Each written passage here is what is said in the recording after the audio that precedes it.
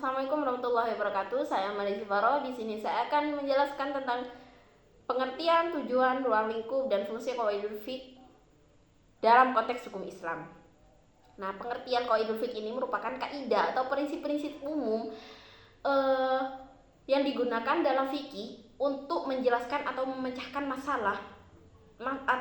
masalah-masalah hukum Islam. Kaidah ini berasal dari kaidah ini berasal langsung dari teks-teks Al-Qur'an dan hadis. Kaidah ini bukan berasal langsung dari teks-teks Al-Qur'an dan hadis, melainkan dari ijtihad para ulama untuk memberikan solusi hukum terhadap berbagai masalah yang tidak jelas diatur dalam teks-teks syariat.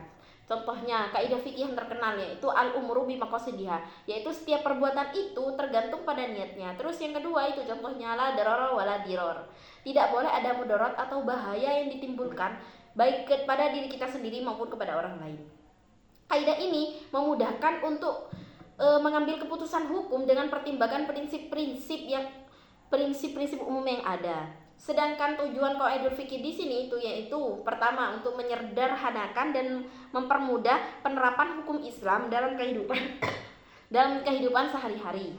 Yang kedua, merupakan panduan umum dalam memecahkan masalah hukum yang belum jelas atau tidak ditemukan jawabannya dalam teks-teks syariat. Terus yang ketiga yaitu menghasilkan hukum yang fleksibel dan dapat diterapkan dalam berbagai zaman dan tempat sesuai dengan perubahan sosial dan budaya. Terus menjaga keseimbangan antara ketegasan hukum dan kelonggaran yang diperlukan dalam kehidupan sosial yang dinamis. Ruang lingkup qawaidul fiqh ini itu ada di ibadah, muamalah, keluarga, dan pidana dan sosial.